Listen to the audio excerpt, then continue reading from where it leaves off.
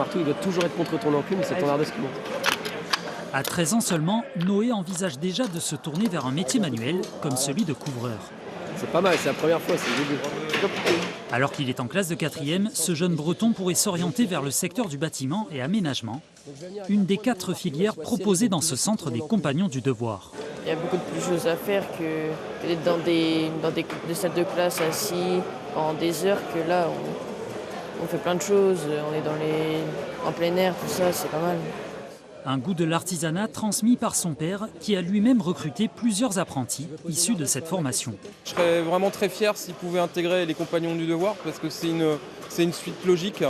Et en tant que chef d'entreprise, effectivement, il faut mettre en avant des opportunités comme ça et cette transmission de savoir. Et après, je te laisse mettre ton prénom.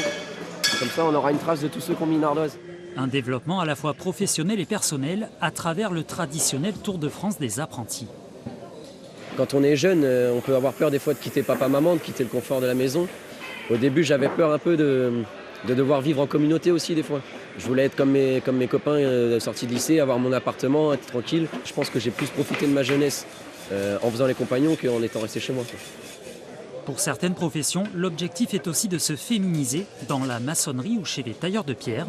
Un nouveau virage alors que le principe du compagnonnage reste intact, passer au plus vite de la théorie à la pratique.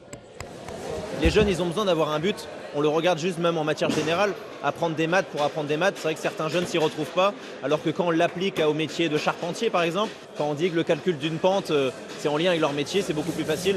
Ou le périmètre pour un menuisier, où c'est uniquement la longueur des plaintes, on y prend beaucoup plus d'intérêt. Tous les ans, environ 375 apprentis sont formés en Bretagne.